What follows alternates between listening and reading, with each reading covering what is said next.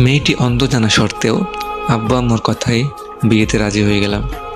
মেয়েটি অন্ধ হইলে কি হয়েছে, দেখতে কিন্তু মাশাআল্লাহ অনেক সুন্দর আছে। বিয়ের প্রথম প্রথম তাকে তেমন একটা ভালো না লাগলেও আস্তে আস্তে তাকে বুঝতে শিখলাম। আস্তে আস্তে তার কষ্টগুলা, তার আবেগগুলা সব কিছুই যখন নিজের সাথে কম্পেয়ার করতে লাগলাম, যে সে একটা অন্ধ মানুষ, সে কত কষ্ট করে চলাফেরা করে, তার কত কষ্ট তার মনে, সে দুনিয়ার আলোটা দেখতে পায় না, তাদের কত কষ্ট, এগুলা ভাবার পরে তারপরে আস্তে আস্তে মায়াতে আটকে গেলাম। এখন আমি তাকে ছাড়া কিছুই বুঝি না, সবসময় তার সাথেই থাকি, তার খুঁটিনাটি সব কাজে আমি হেল্প করি। সে তো আর নিজে কোনো কাজ করতে পারে না, তার সব কাজ আমি নিজেই করে দিই। আলহামদুলিল্লাহ আমাদের সংসারটা অনেক ভালোই কাটতেছিল। হঠাৎ একদিন রাত্রে প্রায় 1:30 বাজে এমতো সময় আমি ঘুমের ঘরে আছি, হঠাৎ কার যেন কান্নার আওয়াজ পাইতেছি। ফুফাই অনেক কান্না করতেছে। পাশে তাকিয়ে দেখি আমার সেই অর্ধাঙ্গিনী বউটা কান্না করতেছে। তার কান্না দেখে আমি তাকে জিজ্ঞেস করলাম, কি হয়েছে তোমার, এই মাঝরাতে কেন কান্না করতেছো? তোমার কি হয়েছে? তোমাকে কেউ কিছু বলছে, কেউ বকা দিয়েছে, বা আমার কোনো কথায় তুমি কষ্ট পেয়েছো, বা আমি কি তোমাকে কষ্ট দিয়েছি? প্লিজ বলো, তোমার কান্না আমার সহ্য হয় না। বাট সে কোনো কথাই শুনতেছে না, সে শুধু কান্না করে যাচ্ছে। কান্না করতে করতে এক সময় সে আমার বুকের উপর পড়ে গেল, আমার বুকের উপর মাথা দিয়ে যাচ্ছে। আমাকে একটা কথাই বলছে, ইস, আমি যদি তোমাকে একটা নজর দেখতে পারতাম, এই দুনিয়ার আলোটা আমি জাস্ট যদি একটা নজর দেখতে পারতাম, আমার আর কিচ্ছুই চাওয়ার থাকতো না। আমার জাস্ট একটাই চাওয়া, প্লিজ আল্লাহ, তুমি আমার চক্ষুটা জাস্ট একটা নজরের জন্য আমার হাজব্যান্ডকে আমাকে দেখাই দাও। এটা বলে সে আবার কান্নায় ভেঙে পড়লো।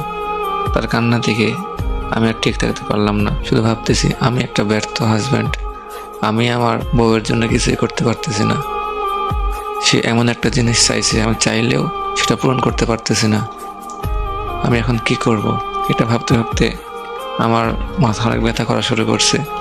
রাত্রে ঘুম হয় না, সারাদিন অফিসে যাওয়ার পরেও অফিসের কাজ ঠিক মতো করতে পারি না। শুধু তার এই কথাটাই মাথার মধ্যে ঘুরে, বুকের বাম পাশটা অনেক ব্যথা করে তার এই কথাটা মনে পড়লেই। হঠাৎ একদিন মাথায় আসলো যে আমি আজ হসপিটালে যাই, যে দেখি কি করতে পারি। যে হসপিটালে গেলাম, হসপিটালে গিয়ে চেক আপ করলাম। তার চেক আপ করে জানতে পারলাম তাকে যদি অন্য কোনো মানুষের চক্ষু দান করা হয়, তাহলে সে দুনিয়ার আলো দেখতে পাবে এবং তার মনের ইচ্ছা পূরণ হবে। তো এটা জানার পরে আরও বেশি চিন্তায় পড়ে গেলাম যে এখন চক্ষু কই পাবো, আর চক্ষু তো কিনতেও পাওয়া যাবে না। কিনতে পাইলেও তো আমার এত সামর্থ্য নাই যে আমি তাকে চক্ষু কিনে তাকে আমি দুনিয়ার আলো দেখাবো, আমার তো সেই সামর্থ্য নাই।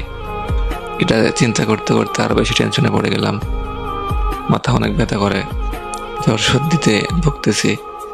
ভাবতে ভাবতে হঠাৎ আমার মাথায় একটা আইডিয়া চলে আসলো, আমার তো চক্ষু 2টা, আর অনেক মানুষই তো আছে তাদের চোখ একটা নেই, বা একটা চক্ষু তাদের কানা হয়ে গেছে, অন্ধ হয়ে গেছে। পৃথিবীতে তো অনেক মানুষ আছে যাদের চক্ষু একটা, তারা তো ঠিকই তাদের কাজ করতেছে, তারা তো ঠিকই তাদের সব কিছুই মানিয়ে নিছে। আমারও হয়তো বা 2-1 দিন কষ্ট হবে, বাট আমিও তো মানিয়ে নিতে পারবো। বাট আমার একটা চক্ষু যদি আমার বউকে দান করি, তাহলে তো সে দুনিয়ার আলো দেখতে পাবে। তারও তো ইচ্ছা হয় যে আমাকে দেখতে, আমার দুনিয়ার আলোটা দেখতে। তো ওই দিনকে রাত্রে আমার বউকে আমি জাস্ট একটা কথাই বলছিলাম যে দেখো, তুমি যদি কখনো চোখে দেখতে পাও, দুনিয়ার আলো দেখতে পাও, যদি তোমার আমাকে পছন্দ না হয় আমাকে দেখার পরে, তাহলে কি তুমি আমাকে ছেড়ে চলে যাবা? সে আমাকে জড়িয়ে ধরে বলছিল, দেখো, এমন কথা বলবা না, আমি তোমাকে দেখেও বিয়ে করি নাই, আর তোমার চেহারা দেখেও আমার কোনো লাভ নেই। দেখো, আমি তোমাকে মন থেকে ভালোবাসি, আমি কখনোই তোমার চেহারা দেখে আমি তোমার বিচার করব না। যে মানুষের মনটা এত ভালো হয়, সে দেখতে যেমনই হোক না কেন, আমি তাকে ছেড়ে কখনো কোথাও যাব না। তার এই কথা শুনে আমার খুব ভালো লাগলো। পরদিন সকালে আমরা চলে গেলাম হসপিটালে।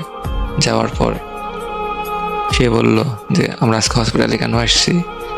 বললাম তোমার জন্য সারপ্রাইজ আছে। তো কি সারপ্রাইজ সেটা বললাম না। এখন বাজে বিকেল 4:30। তার অপারেশনের সময় ঠিক করা হয়েছে রাত্র 8টায়। তো এই 4টা ঘন্টা সে আমাকে এত পরিমাণ কোশ্চেন করছে, মানে আমি তার প্রশ্নের উত্তর দিতে দিতে আমি পেরেশান হয়ে গেছি। সে একটা প্রশ্ন বারবার করতেছে, কেন আসছো, কেন, কি সারপ্রাইজ, আমাকে প্লিজ বলো বলো বলো। অবশেষে বাধ্য হয়ে বলে দিলাম, আজকে তোমার চক্ষু অপারেশন হবে। এটা শুনেছি এত খুশি হয়েছে, এত লাফালাফি শুরু করছে। তার এমন খুশি, এমন হাসি আমি কখনো দেখি নাই। তার হাসি দেখে তো আমি আরও বেকুল হয়ে গেলাম। ডক্টরকে বারবার জিজ্ঞেস করতেছি, ডক্টর একটু তাড়াতাড়ি করলে ভালো হয় না অপারেশনটা? ডক্টর বললো একটু ধৈর্য ধরেন। দেন রাত 8টা বেজে গেল। তার অপারেশন আলহামদুলিল্লাহ ভালোই হলে অপারেশনটা হয়ে গেল। অপারেশন সাকসেস হয়েছে। সে এখন দুনিয়ার আলো দেখতে পাচ্ছে। তার আর কোনো কাজে আমাকে লাগে না, তার কোনো কাজে আমার হেল্প দরকার হয় না। সে তার নিজের কাজ নিজেই করতে পারে। এমনভাবে আলহামদুলিল্লাহ 1টা মাস বের হয়ে গেল। 1 মাস পর হঠাৎ আমি অফিস থেকে রাত্রে বাসায় এসে তাকে খুঁজে পাচ্ছি না। তাকে অনেক খোঁজাখুঁজির পরেও যখন তাকে পেলাম না, তার বাসায় ফোন দিল। ভাবলাম যে সে হয়তো আম্মুর বাসায় গেছে। শ্বশুর বাড়িতে কল দেওয়ার পরও জানলাম যে সে ওইখানে যায় নাই। ফোন লাগালাম আমি আমার বাসাতে। ওখানে ফোন দেওয়ার পর জানতে পারলাম সেখানেও যায় নাই। তার অনেক বন্ধু বান্ধব, অনেক আত্মীয় স্বজনদের বাসায় ফোন লাগাইলাম। দুনিয়ার আলো দেখতে শিখছি, হয়তো বা কোথাও ঘুরতে গেছে। এভাবে একটা রাত পেরিয়ে গেল।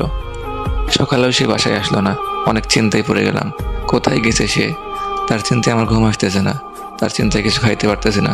চলে গেলাম পুলিশ স্টেশনে। তারপরও তার কোনো খোঁজ পেলাম না। পরদিন রাত্র 2টার সময় আমার ফোনে একটা ভয়েস SMS আসলো। তার ভয়েসটা ছিল এমন যে, দেখো হাসান, আমি দেখতে আলহামদুলিল্লাহ অনেক সুন্দর, আর আমি অনেক সুন্দর একটা মানুষ ডিজার্ভ করি, বাট তুমি দেখতে কালো, কুৎসিত। আমি তোমার সাথে এতদিন সংসার করছি তোমাকে না দেখে, বাট তোমাকে দেখলে আমার গা ঘিন ঘিন করে।